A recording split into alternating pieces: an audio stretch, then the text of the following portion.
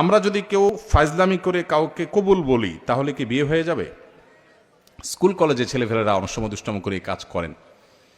দেখুন, ফালাফুন জিদ্দুহুন্না জিদ্দুন ওয়াহাজলুহুন্না জিদ্দুন, নবী সাল্লাল্লাহু আলাইহি ওয়াসাল্লাম বলেছেন তিনটা কাজ হাসতে হাসতে করলে যা হবে সিরিয়াসলি করলেও তা হবে। এর ভিতরে একটা হলো বিয়ে। যদি দুইজন সাক্ষীর উপস্থিতিতে, অ্যাডাল্ট দুজন সাক্ষীর উপস্থিতিতে এই কাম করে থাকেন, উভয়ে হাসাহাসি করেছেন, আর নিজেরা শিশু না হন, আপনারাও অ্যাডাল্ট হন, তাহলে হানাফি মাযহাবের মাসআলা অনুযায়ী বিয়ে হয়ে যাবে।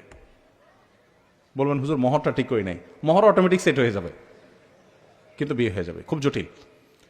এখন অনেক সময় আমরা ফাজলামি করি, এখন কেউ নাটক সিনেমাতে অভিনয় করার জন্য করছে, সেটাও যদি দুজন সাক্ষীর সামনে করে, ওই ব্যাকল জানে না, যদি আবিয়াত্ত হয়ে থাকে বিয়ে হয়ে যাবে, আর যদি বিবাহিত হয় তাহলে তার কোনো উপায় নেই।